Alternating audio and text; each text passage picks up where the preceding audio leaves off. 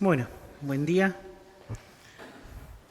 Vamos a abrir nuestras Biblias y vamos al Génesis, capítulo 18.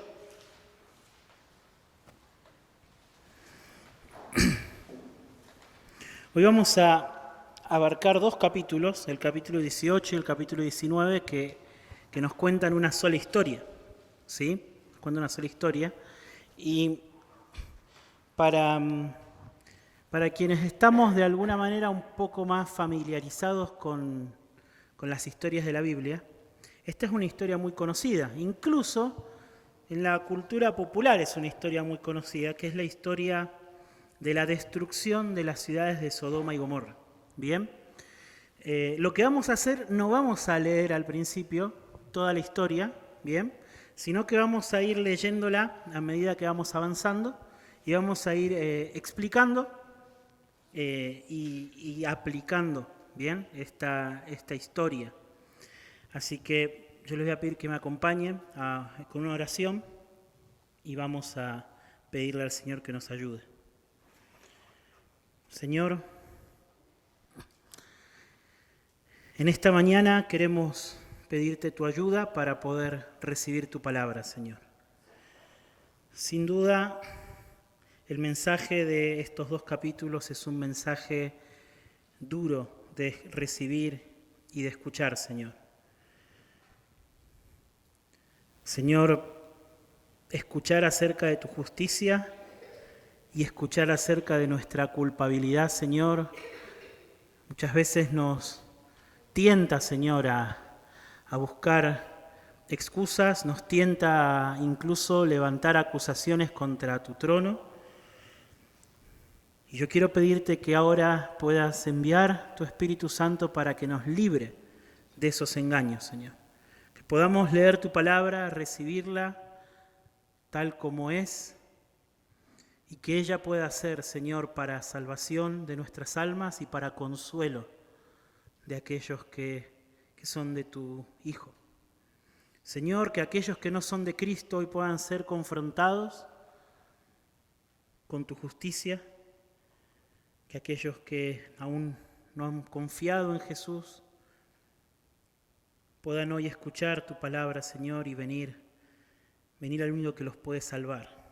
Señor, que tu pueblo pueda tener esperanza, pueda tener gozo, pueda temer tus justos juicios también al considerar lo que vamos a ver hoy. Te pido por favor, Señor, que nos ayudes en el nombre del Señor Jesús. Amén. Bueno, las ciudades o la historia de las ciudades de Sodoma y Gomorra, ¿sí? Por lo general se las conoce o han pasado a la cultura popular, sí, como una historia de juicio divino. Bien, los trazos gruesos de esta historia nos cuentan, ¿sí?, de que Dios, a causa de la maldad de estas dos ciudades, las sepultó bajo una lluvia de fuego, bien, y que no quedó nada. Y incluso hasta hoy en la cultura popular, ¿sí?, es un ejemplo, es un paradigma, ¿no es cierto?, una referencia de lo que es la justicia, de lo que es la maldad de los hombres y el justo juicio de Dios. Bien. Pero esta historia de destrucción de estas ciudades no cae en el vacío, ¿sí? No es que de repente aparece la historia y se nos cuenta que Dios destruyó estas ciudades, ¿sí?, sino que hay toda una historia que nos cuentan el capítulo 18 y el capítulo 19, ¿sí?, de Génesis, ¿bien?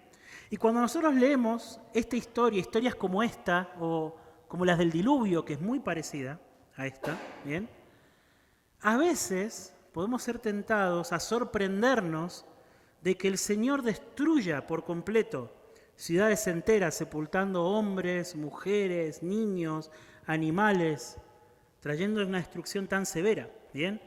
Incluso no faltan personas que cuando escuchan esta historia o leen esta historia, ¿sí?, la ven como una como un cuento primitivo, ¿no es cierto?, de un Dios vengativo como esos que solía haber en la antigüedad, ¿no? Un Dios cruel, impulsivo, intempestivo, iracundo. Pero lo cierto es que esta historia, bien, o todo en esta historia, está diseñado para que cuando la veamos, ¿sí?, en lugar de preguntarnos cómo puede Dios destruir a estas ciudades o destruir a todas estas personas, en lugar de hacernos esa pregunta, nos preguntemos cómo es posible que Dios no nos haya destruido a nosotros. ¿Cómo es posible que Dios no haya destruido a Lot y a su familia, como vamos a ver ahora, y les haya permitido escapar? ¿Sí? Esta historia de justicia, de castigo, ¿sí?, de destrucción, también es una historia acerca de la compasión de Dios. ¿Bien? Y todo en esta historia está puesto para que esa compasión resalte sobre el telón negro y oscuro de su juicio. ¿Bien? Bueno, y esta historia, si nosotros la leemos, empieza con Abraham, ¿bien? Abraham sentado, dice, en el calor del día, imagino una hora como de la siesta, ahí en el desierto, a la puerta de su carpa, y ve llegar a 3 personas, ve llegar a 3 hombres, ¿bien? 3 varones. Y enseguida, cuando ve llegar a estos 3 varones, como era una buena costumbre de aquella época, su preocupación es hospedarlos, ¿bien? Su preocupación es hospedarlos. Entonces lo recibe, le pide a su familia que prepare una comida, que prepare buena comida para recibir a esta gente, para hospedarlos, y les ruega a estos hombres que se queden, y Abraham almuerza con ellos, o cena quizás, no sé, ¿bien? Pero comparte una comida con ellos. En medio de esta comida, sucede que uno de estos hombres comienza a hablar con Abraham y le repite a Abraham la promesa que Dios le había hecho en el capítulo anterior, en el capítulo 17. Le vuelve a decir a Abraham, Abraham, yo voy a venir de acá un año, voy a venir de acá un tiempo, y cuando yo vuelva, tu esposa va a tener un hijo. ¿Sí? Tu esposa va a tener un hijo. Lo cierto es que Abraham y Sara, ¿sí?, son bastante incrédulos de que Dios pueda cumplir, o que este hombre pueda cumplir con su palabra, porque, como ya venimos viendo, ¿no?, son hombres adultos, y encima Sara venía trayendo un problema de infertilidad. Bien, entonces se nos cuenta que Sara se ríe, ¿bien? Se ríe cuando escucha a este hombre que le anuncia el nacimiento de su hijo. Y este hombre le pregunta a Abraham y a Sara, ¿hay algo demasiado difícil para el Señor? Versículo 14. Volveré a ti, le dice el hombre a Abraham, al tiempo señalado, por este tiempo el año próximo, y Sara tendrá un hijo. ¿Sí? Pero esta conversación que tienen estas personas con Abraham, en realidad era solo una parada intermedia. Estos hombres no iban a la casa de Abraham, pasaron por la casa de Abraham, iban a otro lugar, ¿sí? Se dirigían a la ciudad de Sodoma. Como habíamos visto, habíamos comentado en algún momento, Abraham solía poner sus carpas, sus tiendas en la tierra de Canaán, y la ciudad de Sodoma estaba en la frontera, saliendo de la tierra de Canaán, ¿sí?, en unas llanuras, por eso a veces se la llama las ciudades de las llanuras. Bien. Y se dirigía a Sodoma porque estos hombres iban a traer el juicio de Dios sobre esa ciudad. Iban a traer el juicio de Dios sobre esa ciudad. Bien. Pero decidieron hacer una parada intermedia en la casa de Abraham porque el Señor tenía algo con Abraham. ¿Sí? No solo Él había venido a darle sus promesas, sino que, como dice el versículo 18 del capítulo 18, ¿bien?, Él tenía que contarle a Abraham lo que estaba a punto de hacer. Porque ciertamente, dice el Señor, Abraham llegará a ser una nación grande y poderosa, y en él serán benditas todas las naciones de la tierra. ¿Sí? Y yo lo he escogido para que mande a sus hijos y a su casa después de él que guarden el camino del Señor, haciendo justicia y juicio. Entonces se pregunta el Señor, ¿acaso le voy a ocultar a Abraham lo que estoy a punto de hacer? No se lo voy a ocultar. ¿Por qué? Bueno, porque yo hice un pacto con Abraham. Fíjense que esto que repite las mismas palabras del pacto. Le voy a hacer a él una nación grande, poderosa, en él van a ser bendecidas todas las familias de la tierra. El Señor tenía una relación especial con Abraham, tenía un pacto con Abraham, y por eso él se sentía en el deber, si se puede decir de alguna manera, de compartir sus planes con él. ¿Sí? Pero fíjense que el Señor no solamente le comparte a Abraham lo que está por hacer con Sodoma, sino que hace algo más, hace algo más. Él le permite a Abraham interceder por las ciudades. En quizá una de las escenas más extrañas de la Escritura. Fíjense, versículo 23, vamos a leer esta sección, dice que entonces Abraham se acercó al Señor y le dijo, el Señor ya le informó que se disponía a destruir estas ciudades. Entonces Abraham se acerca y le dice, ¿en verdad destruirás al justo con el impío? Tal vez haya 50 justos dentro de la ciudad. ¿En verdad la destruirás y no perdonarás el lugar por amor a los 50 justos que hay en ella? ¿Se entiende el argumento? Abraham le dice al Señor, pero Señor, no es posible. Si sos justo, no puedes destruir esa ciudad y quizás hay 50 personas justas ahí que no merecen ser destruidas. No destruyas la ciudad. Lejos de ti, dice el versículo 25, hacer tal cosa, matar al justo con el impío, de modo que el injusto y el impío sean tratados de la misma manera. Lejos de ti, el juez de toda la tierra, ¿no hará justicia? Claro, Abraham consideraba injusto que si había 50 personas justas en esa ciudad, murieran bajo el mismo castigo que todos los malvados que había ahí. ¿Y qué le responde el Señor? Bueno, versículo 26, si hallo en Sodoma 50 justos, dentro de la ciudad, perdonaré a todo el lugar por consideración de ellos. Accedió el Señor. Muy extraña esta escena, ¿no es cierto? Abraham como intercediendo por las ciudades con el Señor, y el Señor accede. Bueno, si hay 50 justos, voy a perdonar la ciudad. ¿Qué sucede? Abraham responde. Abraham se da cuenta de algo. ¿De qué se dio cuenta? Versículo 28. Tal vez falten 5 para los 50 justos. ¿Destruirás por los 5 a toda la ciudad? Y el Señor respondió, no la destruiré si hallo allí 45. Cuestión es que seguimos leyendo y Abraham entra como en esta especie de regateo, ¿no es cierto? Hasta que accede el Señor ¿a qué? Versículo 32. Abraham dijo, no se enoje ahora el Señor y hablaré solo esta vez, tal vez se hallen allí 10. No la destruiré por consideración a los 10, respondió el Señor. ¿Por qué hace Abraham esto? Porque Abraham sabe que no hay ni 50, ni 45, ni 40, ni 35, no hay. No hay justos, que esa ciudad es digna de destrucción. ¿Y por qué intercede Abraham por esa ciudad? ¿Cuál era el interés de Abraham en esa ciudad? Su sobrino estaba en esa ciudad. Lot estaba en esa ciudad. Lot vivía en esa ciudad, de hecho era una persona muy importante de esa ciudad, y Abraham sabía que si Dios destruía esa ciudad, su sobrino también iba a ser destruido. Entonces intercede por la ciudad.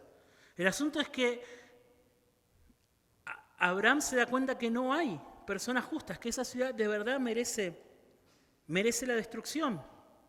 Entonces, tan pronto como el Señor acabó de hablar con Abraham, dice el versículo 33, se fue.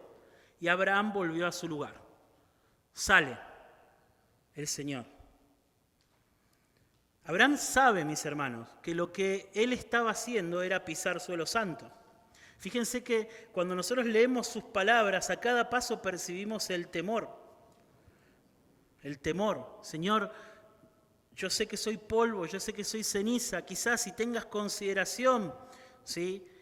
Casi con la cabeza gacha, apelando a la justicia de Dios, para ver si podía de esa manera salvar a la ciudad. O quizás, mejor dicho, salvar a su sobrino. Bien. Pero bueno, llega la hora de la verdad. Eso sucede en el capítulo 18. Llega la hora de la verdad y el Señor en persona visita la ciudad. De hecho, Él mismo dice, voy a descender y voy a visitar la ciudad, porque el clamor de la ciudad ha subido delante de Dios y veré lo que hay ahí. Entonces, el Señor llega, los ángeles del Señor llegan a la ciudad de Sodoma. ¿Y quién estaba en la puerta de la ciudad? Lot. ¿Sí? Lot. En esas antiguas ciudades amuralladas, a las puertas de las ciudades, en la entrada estaban las personas más importantes de la ciudad, siempre. ¿Sí? Las personas más importantes y más influyentes. Los gobernantes y las personas más poderosas se solían sentar a la mesa, a la puerta de la ciudad a discutir los asuntos que tenían que ver con toda la ciudad. ¿Y quién estaba en la puerta como una de las personas más importantes de la ciudad? Ahí estaba Lot. ¿Sí? Bueno, lo que vemos que es que estas personas llegan a la ciudad y Lot los invita a hospedarse en su casa. Eso dice el versículo 2. Cuando Lot los vio, les dijo, señores míos, les ruego que entren en la casa de su siervo y pasen en ella la noche y laven sus pies. Entonces se levantarán temprano y continuarán su camino. No, dijeron ellos. No, sino que pasaremos la noche en la plaza. Entonces eran los dos ángeles que acompañaron al Señor en su encuentro con Abraham, que ellos siguieron camino a Sodoma. Y estas dos personas llegan a la ciudad y se disponen a dormir en la plaza. Y Lot dice, no, hospédense en mi casa, ¿sí? Bueno, poco pasa en esta historia hasta que nos damos cuenta que la hospitalidad de Lot era más que hospitalidad. Lot no era que le parecía incómodo el banquito de la plaza para que ellos durmieran, ¿sí? Había un problema más grave. Lot sabía que si esas personas pasaban la noche en la vía pública, corrían peligro. Por eso nos dice el versículo 3, que él, Lot, sin embargo, les rogó con insistencia, y ellos fueron con él y entraron en su casa, y Lot les preparó un banquete y coció pan sin levadura y comieron. Y dice que aún no se habían acostado cuando los hombres de la ciudad, los hombres de Sodoma, rodearon la casa, tanto jóvenes como viejos, todo el pueblo sin excepción. Y llamaron a Lot y le dijeron, ¿dónde están los hombres que vinieron a ti esta noche? Sácalos para que los conozcamos. ¿Bien? Esta expresión, sácalos para que los conozcamos, ¿sí? No es que querían tener una conversación con ellos y querían saber quiénes eran y de dónde venían. Querían abusar de ellos. Eso es lo que querían hacer. Querían abusar de ellos. ¿Bien? Esta es una demostración, esta escena es una demostración de la inmoralidad de los hombres de esa ciudad. Una inmoralidad que era extrema, mis hermanos, incluso para los estándares morales de las ciudades paganas. ¿Sí? Para los estándares morales de las ciudades paganas. Incluso para esos estándares, esto era una obscenidad, era una maldad extrema. ¿Sí? Aún para los cananeos que vivían cerca de Abraham, esto era una perversión. Y es por eso que luego de un tironeo, un tira y afloje, Lot que les dice, no, ¿cómo van a ser? Son mis huéspedes, los hombres que se abalanzan contra Lot para querer lastimarlos porque Lot no le quiere entregar a sus huéspedes, estos huéspedes que son ángeles del Señor, hieren a los hombres con ceguera, eso es lo que hacen, para que se pierdan, para que no puedan encontrar la casa. Y cuando están todos a salvo, estos hombres hablan con Lot y su familia. Y le dicen en el versículo 13, Lot, vamos a destruir este lugar. Vamos a destruir este lugar. Pues su clamor ha llegado a ser tan grande delante del Señor, que el Señor nos ha enviado a destruirlos. Fíjense que en este punto, mis hermanos, nos vemos nuevamente cara a cara con un Dios lleno de indignación y de enojo contra el pecado. Vamos a destruir este lugar. El Señor nos ha enviado para destruirlos. El Señor se disponía a destruir ciudades enteras por causa de la maldad. ¿Bien? Acá yo tengo que hacer una aclaración porque es muy importante. ¿Bien? Es muy importante. Usualmente de nuevo, en la cultura popular o quizás incluso lo que aprendemos cuando leemos estas historias, solemos asociar el castigo del Señor sobre Sodoma con el pecado de la inmoralidad sexual o de la homosexualidad, ¿sí? Y es cierto que, como hemos leído, estos hombres eran hombres que eran unos desenfrenados, inmorales completamente, ¿sí? Pero en la Escritura, mis hermanos, nosotros tenemos que entender algo. En la Escritura, el desenfreno sexual, ¿sí? El desenfreno sexual, cuando una persona o cuando una sociedad llega a un punto en donde se ha desenfrenado completamente sexualmente, ¿sí? Es porque es como la coronación de pasos sucesivos de dureza de corazón. Es como que cuando la Escritura nos muestra una sociedad inmersa, o sea, entregada a la inmoralidad sexual, lo que nos está queriendo decir, esta sociedad o esta gente ya ha pasado por todos los caminos posibles y ha endurecido su corazón y ha llegado hasta el extremo la dureza de su corazón. Ha llegado hasta el extremo. Lo cual lo que nos está queriendo decir acá es que el único pecado de Sodoma no fue la inmoralidad sexual, sino que la inmoralidad sexual es la demostración de que Sodoma y Gomorra eran ciudades entregadas por completo a toda clase de pecado, endurecidos completamente a toda clase de pecado. Y la forma de decirnos de la Escritura es esta, ¿sí? La dureza es tanto, los frenos son tanto, su conciencia está tan endurecida, ¿sí? Que han llegado hasta estos extremos, ¿bien? Y el Señor se dispone a destruir estas ciudades, como en el diluvio de Noé. Para estas ciudades no hay vuelta atrás, ya no hay vuelta atrás. La destrucción está asegurada, la sentencia ya fue dada por el Señor.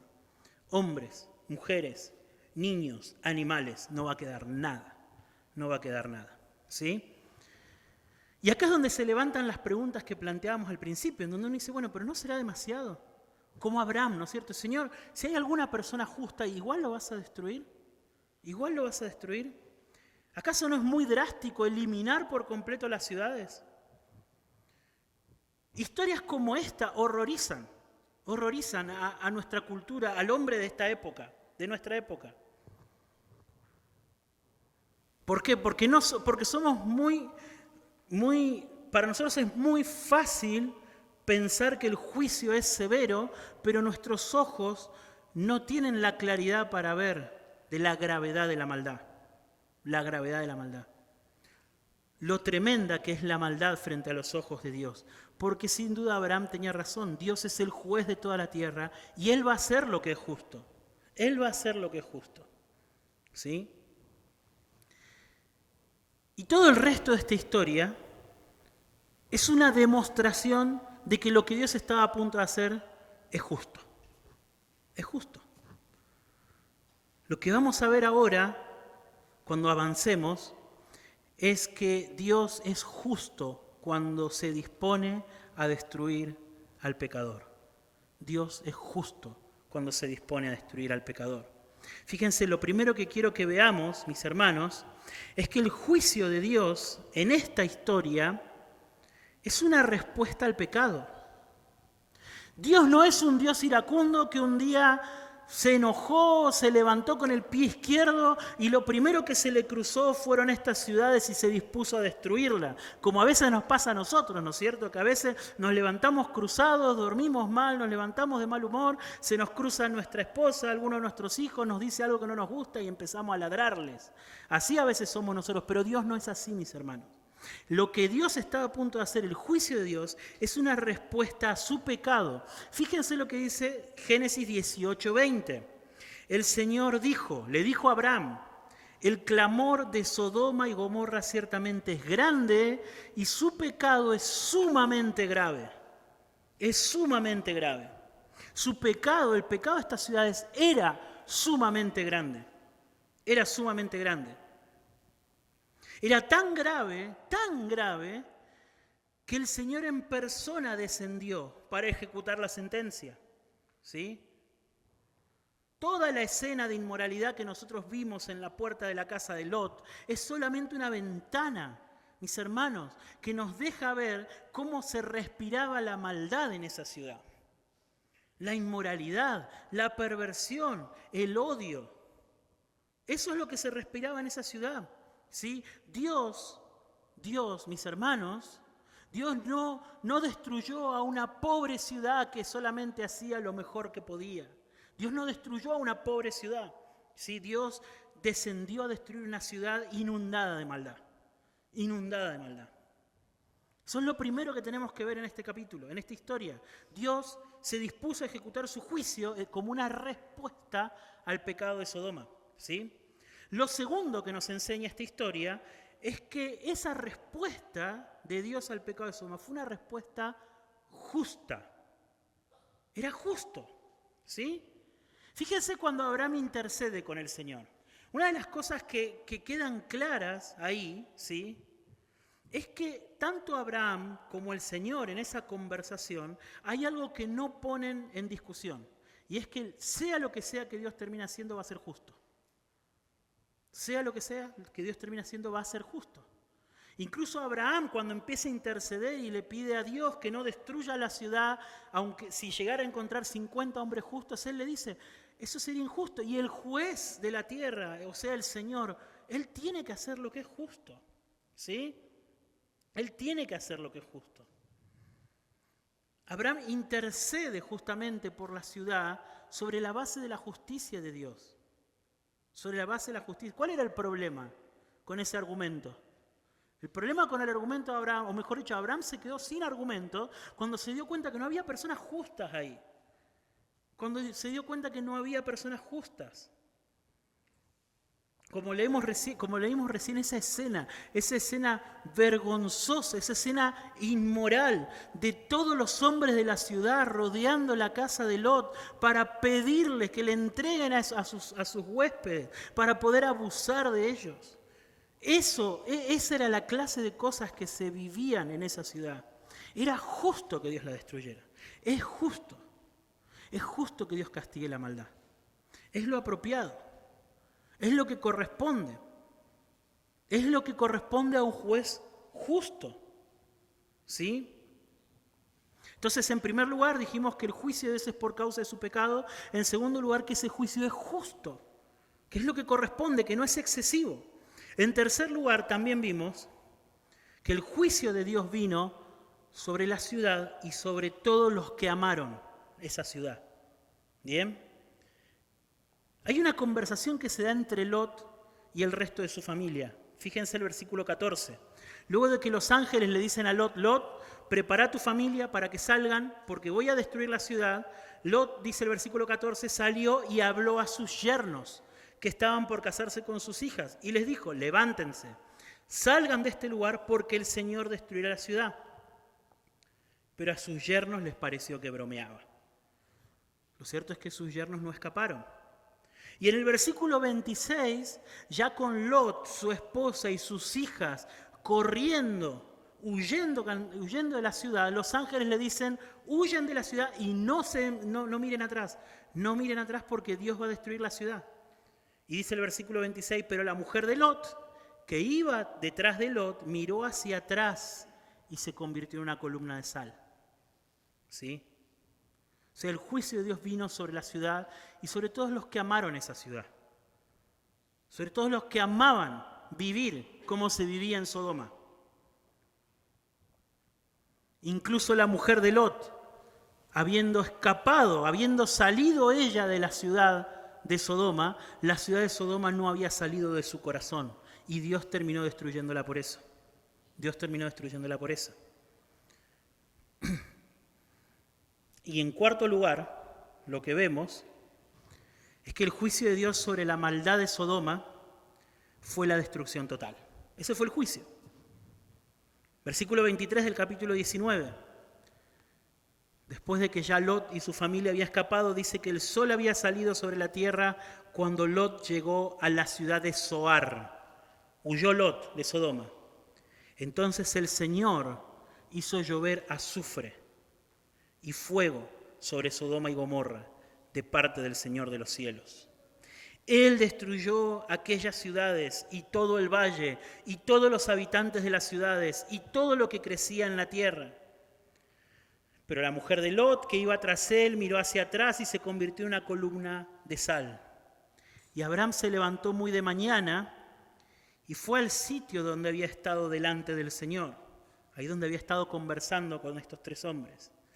Y dice que dirigió la vista hacia Sodoma y Gomorra y hacia toda la tierra del valle y miró. ¿Qué fue lo que miró Abraham? Y el humo subía de la tierra como el humo de un horno. Esa fue la destrucción fue total. La destrucción fue total. Como en el diluvio, que Dios no dejó nada, ahora no quedó nada en las ciudades de Sodoma y Gomorra. ¿Sí? Pero, en quinto lugar, hay algo más que nos dice esta historia acerca del juicio de Dios. ¿Sí? Hubo un refugio, hubo personas que huyeron del juicio. Y ese refugio, esta historia nos dice que fue la compasión de Dios, del Dios de Abraham. Fíjense el versículo 29 lo que dice.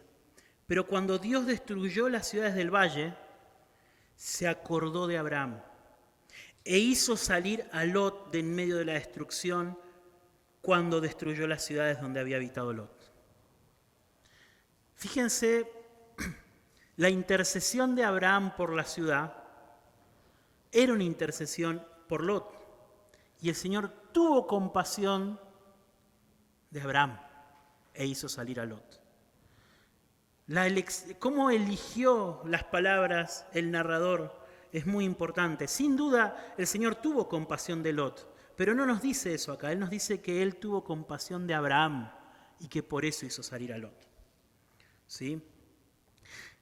A ver, acá lo que nosotros vemos es que solamente hay un refugio capaz de soportar la furia del tornado de la justicia de Dios. Solamente hay un refugio y es la compasión del Dios de Abraham. ¿Sí? Las olas de su ira fueron insoportables para la ciudad. No hay fortaleza que pueda soportar las olas de su ira. No hay hombre, por más sabio, por más poderoso, por más influyente, por más rico, por más lleno de recursos que pueda estar en pie enfrente de la justa ira de Dios. No hay. Como decía el Salmo, Señor, si miraras a nuestros pecados, nadie podría estar en pie. Nadie. No hay escondite. No hay dónde esconderse de los ojos de llama de fuego del Señor. Esos ojos que lo descubren todo, que dejan a clara vista todas las cosas que nosotros más nos esforzamos por ocultar. Y así como no hubo dónde esconderse para esas ciudades, no va a haber dónde esconderse el día en que las llamas eternas se abran delante de nosotros y tengamos que enfrentar el juicio de Dios. La justa sentencia que merece nuestra maldad. Solamente existe un refugio. Para Lot solamente había un refugio, que era la compasión del Dios de Abraham. Y solamente hoy hay un refugio para los pecadores y es la compasión del Dios de Abraham. Es la compasión del Dios de Abraham. La única razón por la que Lot no fue destruido fue porque el Señor se acordó de Abraham. Porque Él le había hecho promesas a Abraham, porque Él tenía un pacto con Abraham y porque por medio de Abraham Él se disponía a bendecir a todas las familias de la tierra. Y por medio de Abraham Dios bendijo a su sobrino Lot y le permitió escapar. Dios estaba cumpliendo sus promesas a Abraham cuando estaba permitiéndole escapar a Lot. Eso es lo que está pasando acá. Y es por medio de Abraham, por medio del Dios de Abraham, que hoy también se abre un escape para los pecadores que son culpables y que merecen el castigo de Dios. Es por medio del Hijo de Abraham. Ahora, esta terrible historia de juicio, mis hermanos, como mencioné varias veces, es una historia muy parecida, en muchos sentidos, a la historia del diluvio. ¿Sí? Es tan fuerte el juicio de Dios sobre estas ciudades, tan fuerte, que esta historia de ahora en más, en el resto de la Biblia, va a ser como un refrán. Se va a recordar por el resto de la Biblia como un modelo de lo que es el juicio de Dios. Una y otra vez, cuando se anuncie el juicio de Dios, incluso cuando se anuncie el juicio final, se va a decir que va a ser como en los días de Sodoma y Gomorra. Como en los días de Sodoma y Gomorra. O sea, esta historia puesta acá fue puesta para que se nos grabe, para que veamos como una especie de maqueta de más o menos cómo se ve en miniatura el juicio de Dios. Y digo en miniatura porque a pesar de que fueron ciudades completas que fueron barridas, el juicio de Dios viene, pero sobre toda la creación. Por eso es una maqueta que nos permite ver en el juicio sobre dos ciudades algo de lo que Dios está por hacer con toda la creación. ¿Sí? Tres lecciones, con esto vamos a terminar, que nos deja el resto de la Biblia meditando en el juicio sobre Sodoma y Gomorra. La primera lección es que todos somos ciudadanos de Sodoma y Gomorra cuando obramos como ellos. Fíjense, Isaías capítulo 1, dice, versículo 2, oigan cielos y escucha tierra porque el Señor habla. Hijos crié y los hice crecer, pero ellos se han rebelado contra mí. El buey conoce a su dueño, el asno el pesebre de su amo, pero Israel no conoce, mi pueblo no tiene entendimiento. ¡Ay, nación pecadora, pueblo cargado de iniquidad, generación de malvados, hijos corrompidos! Han abandonado al Señor, han despreciado al Santo de Israel, se han apartado de Él. Y dice el versículo 10, oigan la palabra del Señor, gobernantes de Sodoma. Escuchen la instrucción de nuestro Dios, pueblo de Gomorra. Después de introducir, de definir a este pueblo como un pueblo que no reconoce al Señor, un pueblo desagradecido, un pueblo lleno de maldad, les dice, ustedes son como los gobernantes de Sodoma y como el pueblo de Gomorra. ¿Por qué? Porque ustedes viven como ellos. Y esa es la verdad. Mis hermanos, ustedes y yo, cuando nos rebelamos contra Dios y contra su voluntad, endurecemos nuestro corazón, endurecemos nuestras conciencias, desoyendo la palabra de Dios, endureciéndonos contra el Evangelio, nosotros nos convertimos en ciudadanos de Sodoma y Gomorra. Nos convertimos en ciudadanos de Sodoma y Gomorra. ¿Cuántos ahora entre nosotros habrá que cada domingo escuchan el Evangelio? Que su conciencia es levemente incomodada. Quizás hasta salen de este lugar pensando en sus pecados, pensando en que tienen que arrepentirse, ¿sí? Pero después, pronto, vuelven a sus pecados, ceden ante ellos y piensan que pueden disfrazar su maldad de los ojos del Señor. ¿Cuántos ciudadanos de Sodoma? ¿Cuántos ciudadanos de Sodoma que aman la maldad? Que en lo secreto o en público se entregan a ella. Cuando están lejos de las miradas de otros cristianos, disfrutan de la inmoralidad. ¿Cuántos ciudadanos de Sodoma? Porque todos los que viven como Sodoma y Gomorra son ciudadanos de Sodoma y Gomorra.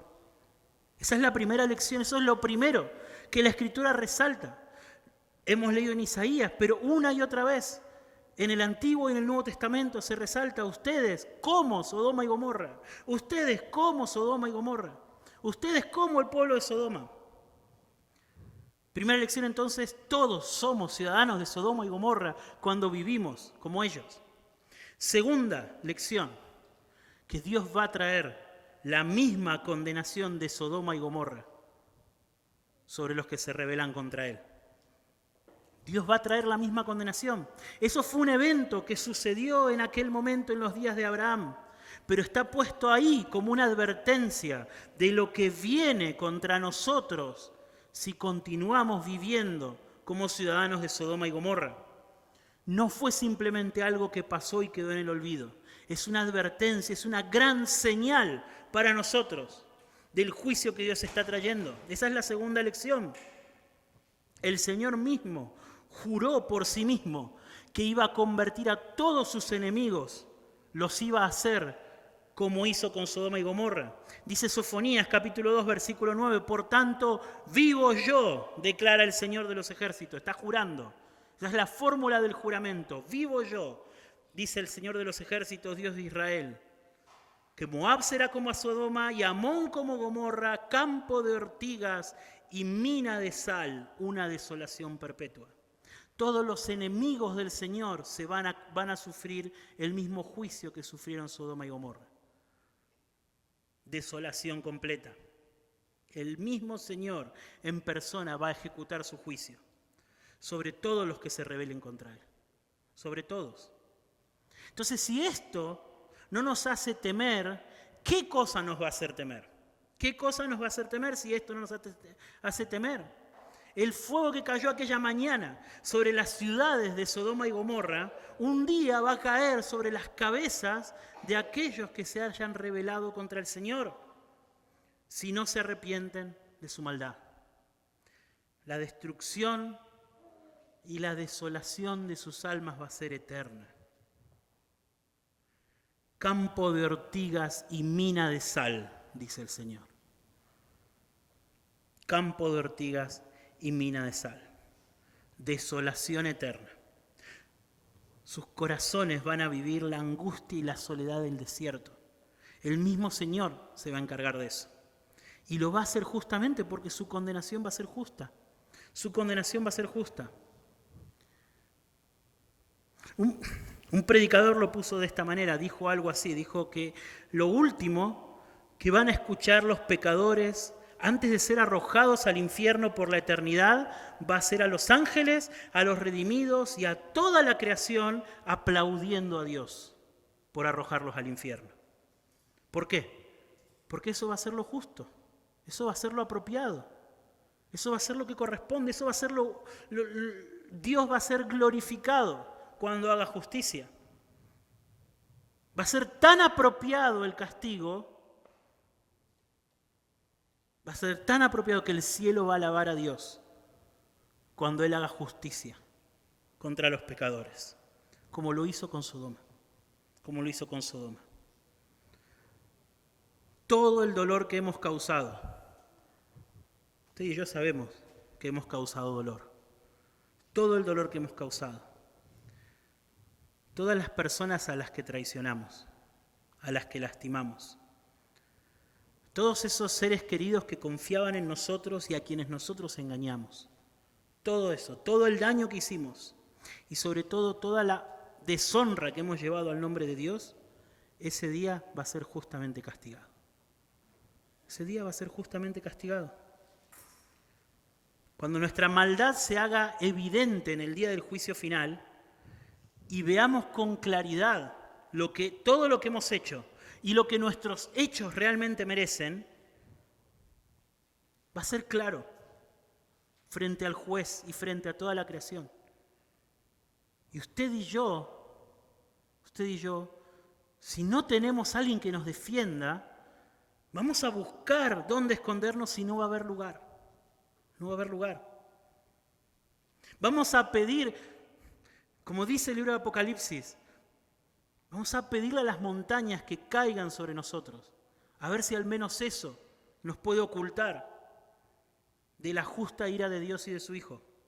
Vamos a desear la muerte, vamos a desear desaparecer de la existencia y eso no va a suceder, no se nos va a ser concedido. No va a haber dónde esconderse. No va a haber dónde esconderse. Ese es el justo juicio de Dios que viene sobre los pecadores.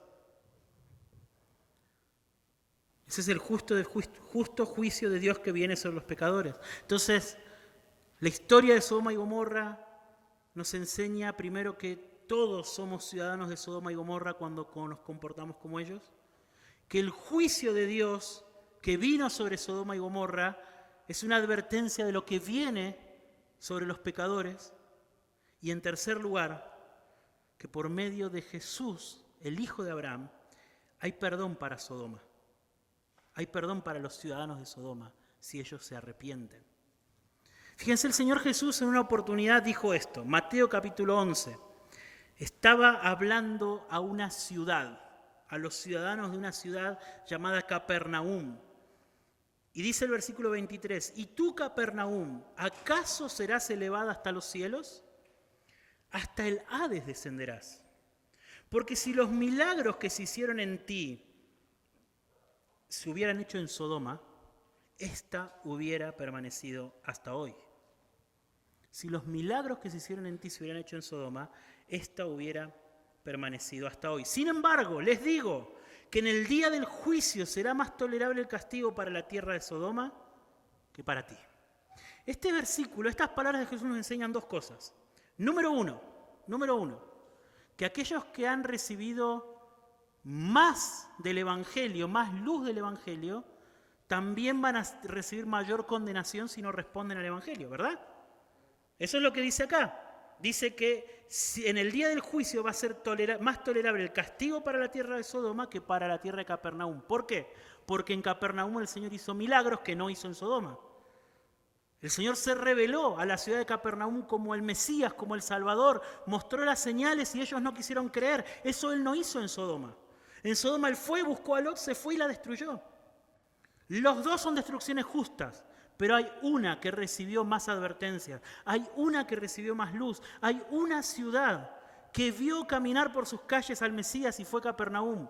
Ellos tenían más razones para arrepentirse y no lo hicieron. Entonces su castigo va a ser peor. Eso es una dura advertencia también, ¿no? Una dura advertencia para nosotros que escuchamos domingo tras domingo el Evangelio. Que si no nos arrepentimos, lo que estamos haciendo es aumentar nuestra condenación. Postergando nuestro arrepentimiento, jugando con Dios, lo que estamos haciendo es aumentando nuestra condenación. Esa es la primera lección, pero la segunda lección, que no tiene que pasar desapercibida, es que Sodoma tenía la oportunidad de permanecer. Sodoma podría haber sobrevivido. Si los milagros que se hicieron en ti, dice, se hubieran hecho en Sodoma, ésta hubiera permanecido hasta hoy. ¿Por qué Sodoma? ¿Cómo podría haber hecho Sodoma para permanecer si era culpable de tan grandes pecados? ¿Qué hubiese pasado? ¿Qué es lo que tenía en vista el Señor? El Señor decía, si en vez de haber caminado por ustedes, por en medio de ustedes, hubiese caminado por las calles de Sodoma, hubiese hecho los milagros, me hubiese revelado a ellos como el Mesías, como el Salvador, el que podía perdonar sus pecados, ellos no hubieran sido condenados. Ellos estarían hoy acá en medio nuestro. ¿Por qué? Porque se hubiesen arrepentido. Porque se hubiesen arrepentido. Hay una historia similar en el Antiguo Testamento. La historia de la ciudad de Nínive, cuando el profeta Jonás fue para allá. Dios también había sentenciado destruir la ciudad de Nínive. Y Dios había enviado al profeta Jonás, a su profeta, a decirle a la ciudad de Nínive que iba a ser destruida. Ese era el mensaje. No había un mensaje, arrepiéntanse. No, era el mismo mensaje que llevaron los ángeles a la ciudad de Sodoma. La ciudad de Nínive será destruida. ¿Qué hicieron los ciudadanos de Nínive? Se arrepintieron. Se arrepintieron. ¿Y qué hizo Dios con la ciudad de Nínive? Tuvo compasión de la ciudad y no la destruyó. Eso es lo que está teniendo en vista el Señor. Está diciendo, está poniendo un caso más extremo que la ciudad de Nínive. Está diciendo, aún la ciudad de Sodoma se hubiese arrepentido y yo no lo hubiera destruido. ¿Qué significa esto? Que hay salvación para los malvados ciudadanos de Sodoma, si ellos se arrepienten y confían en el Hijo de Abraham, en Jesús. En Jesús. Hoy también, para los pecadores que se arrepienten de su maldad y que confían en Jesús, ellos también tienen a alguien que intercede por ellos como Abraham intercedió por su sobrino. Los pecadores que se arrepienten de su maldad tienen a Jesús, el Hijo de Abraham, dispuesto a interceder por ellos para que huyan, para que escapen de la ira de Dios. Así como Abraham intercedió por su sobrino y el Señor se acordó de Lot y tuvo compasión de Abraham y por eso liberó a Lot, de la misma manera, Jesús se presentó en la cruz, soportó la justa ira de su Padre por nuestros pecados para interceder por todos aquellos que pongan su confianza en Él. Por todos aquellos que pongan su confianza en Él. Jesús, el hijo de Abraham, es infinitamente mejor que Abraham. Porque la intercesión que hizo Abraham por Lot salvó la vida de Lot, pero después Lot volvió a morir. Pero Jesús, por su intercesión en la cruz del Calvario, Él nos salva para vida eterna, para nunca más sufrir la condenación de nuestros pecados. Para nunca más sufrir la condenación de nuestros pecados. Entonces, toda esta historia es una historia que pone sobre nosotros el oscuro telón de nuestra maldad, el oscuro telón de la justicia de Dios, de la ira de Dios que nuestra maldad merece, y sobre ese oscuro telón hace resaltar la clara imagen de la compasión y de la bondad y del perdón de Dios para los pecadores por medio de Jesús. Por medio de Jesús. Todos aquellos que no son de Cristo tienen que saber que tienen por delante el juicio de Dios. Y que el único que puede rescatarlos del juicio de Dios es Jesús, el hijo de Abraham. El único que puede interceder. El único que soportó en la cruz del Calvario la ira que sus pecados y mis pecados merecen. El único. Y es el único que puede salvarlos. El único que puede librarlos de la ira de Dios. El único que puede hacer que escapen de la ira de Dios. Es el único. Y aquellos que son de Cristo. Aquellos que somos del Salvador. Hay una expresión en el Apocalipsis,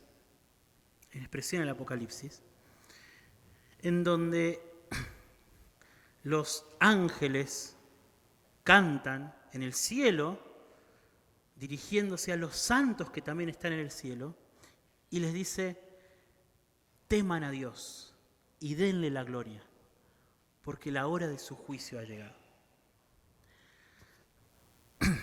Esa es una exhortación a los santos, a los salvos. Teman a Dios y denle la gloria porque la hora de su juicio ha llegado. Nosotros, aquellos que hemos confiado en Cristo y aquellos que podemos tener la confianza y la esperanza de que somos salvos de la ira de Dios, ¿sí? No debemos tomar con ligereza el juicio de Dios por el hecho de haber escapado de ese juicio. Al contrario, debemos temer a ese Dios. Debemos temer a ese Dios. Es como, yo suelo poner esta ilustración, quizás alguna vez la compartí con ustedes, pero es como estar en la alta montaña en medio de una tormenta de nieve. ¿Sí? Estar bajo la tormenta, quizás no tengamos esperanza de sobrevivir, pero estar en la alta montaña, en un refugio, observando la tormenta, también da temor. Es el temor de ver a lo que nos tendríamos que haber enfrentado de haber estado ahí afuera. Es el temor de ver, ¿sí? de que si no fuera por ese refugio, yo estaría ahí. Y Jesús es ese refugio para nosotros. Jesús es ese refugio. La cruz del Calvario para nosotros, ¿sí? Es una cruz donde hemos hallado perdón y donde hemos hallado salvación solamente porque en esa cruz Jesús sufrió la ira de Dios. Nosotros miramos la cruz del Calvario y vemos a Jesús sufriendo la ira de Dios y podemos ver lo que nuestros pecados merecen.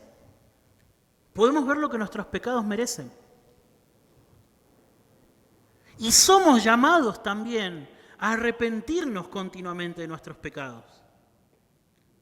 Pero ya no temiendo que la ira de Dios venga sobre nosotros. Ya no es ese temor. Es otro temor, es ese temor, es ese miedo de ver aquello a lo que estábamos expuestos. Y ese temor, ¿a qué nos va a llevar? A amar más el refugio, ¿sí o no?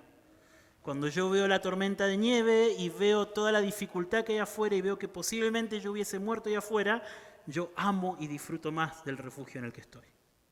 Eso es lo que produce ese temor. Teman a Dios y denle gloria. Teman a Dios y denle la gloria. Denle la gloria al Señor, porque Él los libró de su juicio. Denle la gloria al Señor por cuánto amor que Él mostró enviando a su Hijo a morir por sus pecados y a librarlos de ese juicio. Denle la gloria a Dios viviendo vidas que den gloria a su nombre. Viviendo vidas que den gloria a su nombre. Y vamos a darle la gloria a Dios en el día final también. Cuando lleguemos y también de reojo miremos a las puertas del infierno abrirse frente a nosotros, y aquellos que sean salvos solamente van a ser salvos porque es por Jesús.